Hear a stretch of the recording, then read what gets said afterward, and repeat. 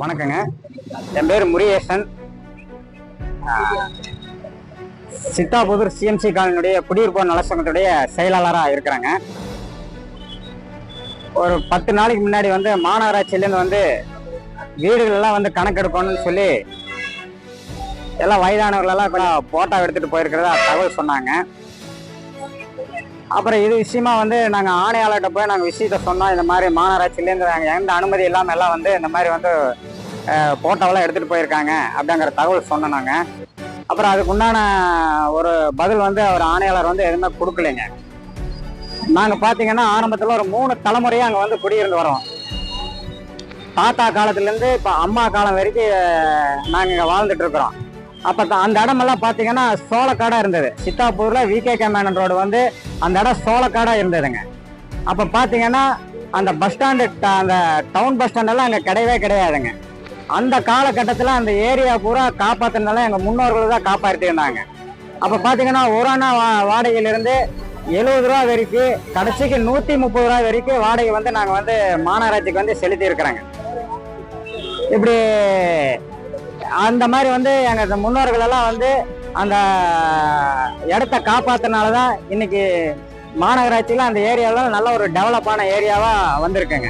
இப்போ எங்கள் தாத்தா காலத்துல எல்லாம் பார்த்தீங்கன்னா மனிதனுடைய மலத்தை மனிதனே அள்ளக்கூடாதுன்னு சொல்லி ஒரு சட்டம்ங்கிறது இப்போ இருக்குங்க. அப்போல்லாம் கிடையாது. அப்போல்லாம் பார்த்தீங்கன்னா எங்கள் தாத்தா அங்கே இருந்த 22 குடும்பங்கள் எல்லாம் பார்த்தீங்கன்னா மனிதனுடைய மலத்தை மனிதன் அவங்களே எடுத்து அதையெல்லாம் கொண்டு போய் டிஸ்போஸ் பண்ணிட்டு இருந்தாங்க. அந்த மாதிரி எல்லாம் பணி செஞ்சுருக்காங்க. இன்னைக்கு பார்த்தீங்கன்னா மாநகராட்சி இந்த மாதிரி திடீர்னு இந்த அறிவிப்பு இல்லாமல் இந்த விஷயம் பண்ணுறது எங்கள் மக்களுக்கெல்லாம் ஒரு பெரிய ஒரு வேதனையாக இருக்குது. அதனால நாங்கள் மாவட்ட ஆட்சியாளரை சந்திச்சு மனு கொடுத்து ஏற்கனவே நாங்கள் மாமன்றத்தில் ஒரு தீர்மானம் போட்டாங்க. அங்கே குடியிருக்கிறவங்களுக்கெல்லாம் அந்த வீடெல்லாம் சொந்தம் பண்ணி கொடுக்க சொல்லி ஒரு தீர்மானம் போட்டாங்க. அது சிஎம்ஏ வரைக்கும் அனுப்பியிருக்காங்க. அந்த ஆர்டர் காப்பியெல்லாம் அங்கே கிட்டிருக்கு. இவங்க எந்த அறிவிப்பும் முன்னறிவிப்பு இல்லாமே இந்த மாதிரி உடனே நடவடிக்கை எடுத்து எங்களை ஒரு பெரிய ஒரு மன உளைச்சலை அவங்க கொடுத்துருக்குறாங்க.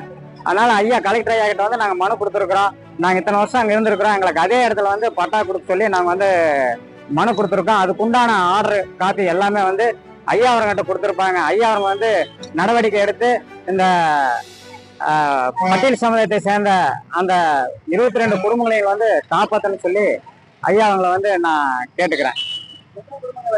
ஆனா அங்க இப்ப 22 குடும்பம் தான். நாங்க அந்த ஃபர்ஸ்ட் குவார்டர்ஸ் அலாட் ஆனது 22 வீடு தான் அலாட் ஆயிருக்குங்க. இப்போ என்ன சொல்றாங்கன்னா இப்ப என்கரேஜ்மெண்ட் பின்னாடி இருக்குங்க. அந்த என்கரேஜ்மெண்ட் இப்ப கணக்கு எடுக்கிறாங்க. அவங்களுக்கு பாத்தீங்கன்னா பக்கத்துல 112 வீடு கொடுக்கறதா சொல்றாங்க. ஆனா அது உத்தரவாதம் கிடையாது. அவங்களுக்கு தான் கொடுக்குறாங்கன்னு சொல்லி உத்தரவாதம் கிடையாதுங்க. இப்ப 4,60,000 ரூபா அந்த என்கரேஜ்மெண்ட் கட்ட சொல்றாங்க. எல்லாம் தினக்கூலி வேலைக்கு போயிட்டு இருக்கோம். இவங்கனால 4,60,000 ரூபா அவங்களால எப்படி கட்ட முடியும்?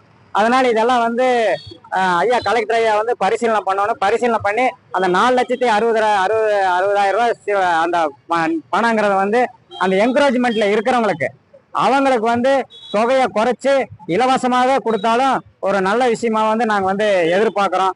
அதே மாதிரி அந்த 22 வீடுகளுக்கு எங்களுக்கு பட்டா கொடுக்கணும்னு சொல்லி ஐயா அவங்க நாங்க கேட்டிருக்கிறோம்.